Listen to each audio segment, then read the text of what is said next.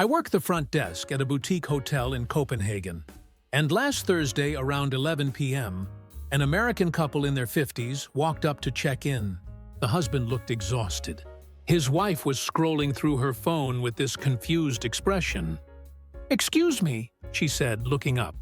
"We've been walking around for 20 minutes trying to find the ice machine." I blinked. "Ice machine?" "Yeah, you know. The thing that makes ice. Usually it's on every floor." I had to explain that we don't have ice machines in European hotels. We just don't. She stared at me like I'd told her we don't have running water. Her husband actually said, "So, how do you keep drinks cold?" I pointed to the mini fridge in their room. They looked at each other with this expression of complete disbelief. If you notice the patterns beneath stories like this, the quiet cultural defaults most people never question. This channel is where we decode them every week. Subscribing just means you won't miss the next time someone's normal collides with the rest of the world. That same week, my colleague in Amsterdam had an American businessman demand to know why his hotel room didn't have a coffee maker. Not the lobby, his room.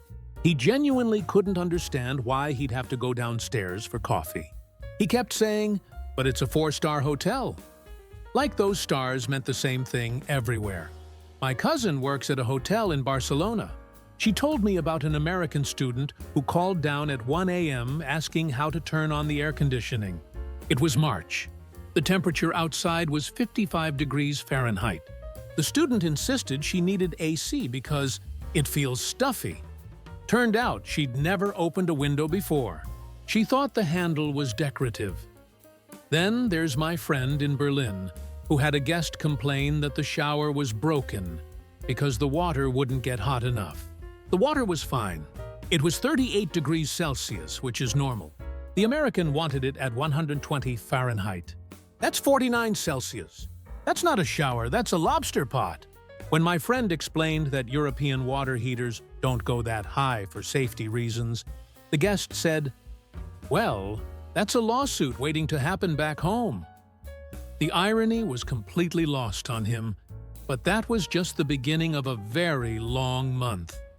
The thermostat thing happens almost weekly now. I'm not exaggerating. 2 months ago, we had a family from Texas check in during September. The dad approached me around 10 p.m., visibly frustrated. "The AC in our room is broken," he said. "It won't go below 21. I asked what temperature he wanted. He said 68. I explained that 21 Celsius is 70 Fahrenheit, so he was almost there. He looked at me suspiciously and said, "Why is it in Celsius?" Like I personally invented the metric system to inconvenience him. I explained that Denmark uses Celsius. All of Europe does. He wanted to know if we had a normal thermostat somewhere. His teenage daughter was behind him, Googling the conversion on her phone. When she confirmed that 21 was close to 68, he still wasn't happy. He wanted it at 65 exactly. I explained our system doesn't show Fahrenheit, so he'd need to set it to 18 Celsius. He set it to 18, then came back down an hour later saying the room was freezing. I suggested 19 or 20. He looked personally offended and said, "This is way too complicated." The pattern continues everywhere. My friend who works at a hotel in Prague had an American couple who couldn't figure out why their room had a radiator instead of central AC. It was November.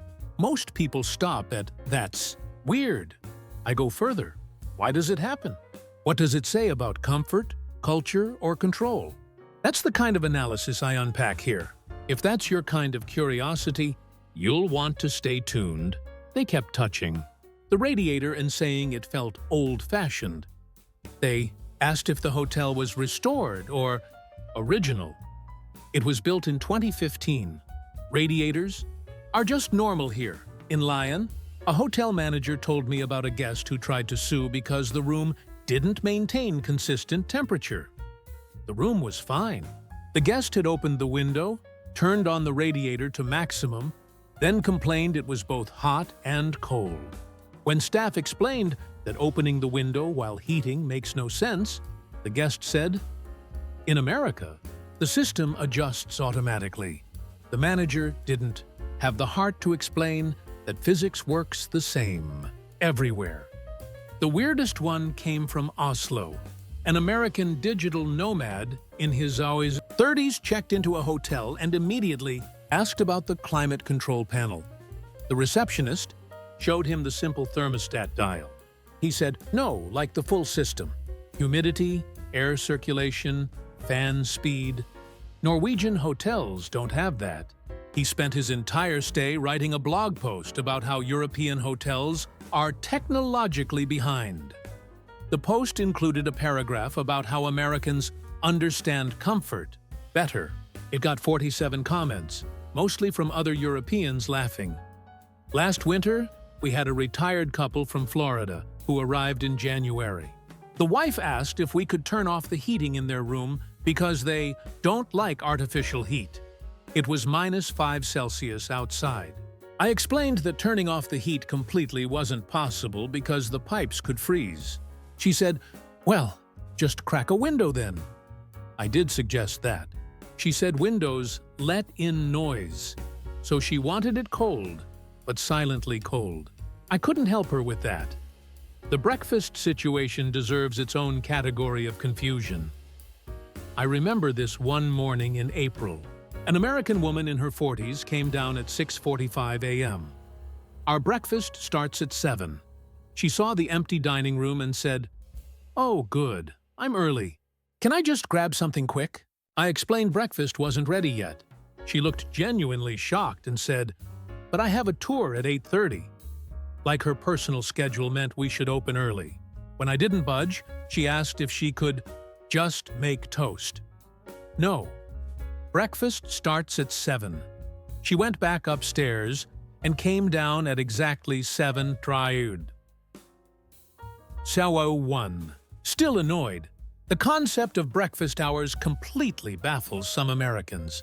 A hotel in Vienna told me about a guest who showed up at 11 a.m. asking for breakfast. Breakfast ended at 10:30.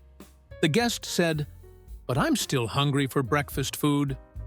That's not how it works. The kitchen had moved on to lunch prep. The guest offered to pay extra. Austrian hotels don't work like American diners. You can't just order scrambled eggs at noon. The guest left a review saying the hotel was inflexible. Then there's the coffee situation. A colleague in Rotterdam had an American ask where the coffee station was. She pointed to the breakfast room. He said, "No, like the 24-hour coffee in the lobby." There is no 24-hour coffee station. Dutch hotels don't do that. The guest seemed personally wounded by this information. He said, "So if I want coffee at 3 a.m., I'm just out of luck?" Yes, that's correct. He asked if there was a Starbucks nearby. At 3 a.m. in Rotterdam. I don't think he understood what he was asking. The breakfast buffet itself creates constant drama. Americans expect certain things that just aren't standard here. A family from California once asked me where the pancakes were. We don't have pancakes. We have bread, cheese, cold cuts, yogurt. The mom said, "What do kids eat then?" I gestured to the entire buffet. She said, "But that's lunch food." In Denmark, that's breakfast food. Her kids ate cheese and bread and survived just fine. A hotel in Dublin had a guest complain that breakfast was too salty because there were no sweet options except jam. Irish breakfast is savory. Beans, sausages, black pudding, eggs. The guest kept asking where the muffins were. Ireland doesn't do breakfast muffins like America does. The guest ended up eating jam straight from the little packets because nothing else was breakfast appropriate. Staff watched in silent amazement. The timing of meals throws people off too. A hotel in Lisbon had an American businessman who came down at 6 p.m. asking about dinner. The hotel restaurant opened at 7:30 p.m. He said that was really late for dinner. In Portugal, that's early. Most locals eat at 9 or 10 p.m. He said, "Don't people get hungry?" The receptionist didn't know how to answer that. People do get hungry. That's why they eat dinner, just later. The concept seemed to break his brain. Here's where things get really interesting. The quiet hours. Every European hotel has them. Usually 10 p.m. to 7 a.m., you're expected to keep noise down. This is not a suggestion, it's a serious rule. Americans do not understand this. 3 weeks ago, a group of American study abroad students were staying with us. Around 11 p.m. on a Saturday, they were in the hallway talking and laughing. Normal volume for them. Very loud for a Danish hotel at night. I got 3 complaints from other guests within 5 minutes. I went upstairs and politely asked them to keep it down. They looked confused. One girl said, "We're not even being that loud." I explained about quiet hours. They genuinely didn't know. American hotels don't enforce this the same way. One guy said, "So we just can't talk after 10?" I explained they could talk, just quietly, in their rooms. They went back to their rooms. 20 minutes later, more complaints. They were still talking loudly, just behind closed doors. European walls are thick, but not that thick. I had to explain again. They seemed to think I was being personally strict. I wasn't. This is standard. A hotel in Budapest had a situation where an American couple was watching TV at normal volume at midnight. Normal for America. Way too loud for Hungary. The couple in the next room knocked on their door to complain. The Americans got defensive and said they had a right to use their room. Technically true, but there's also a right to sleep. Hungarian hotels side with the sleep people. The Americans ended up getting moved to a different floor. And they left a review saying the hotel had thin walls and rude guests. In Stockholm, quiet hours are treated almost religiously. A hotel there had an American family with young kids who were running in the hallways at 10:30 p.m. Not being bad kids, just being kids. Swedish guests were horrified.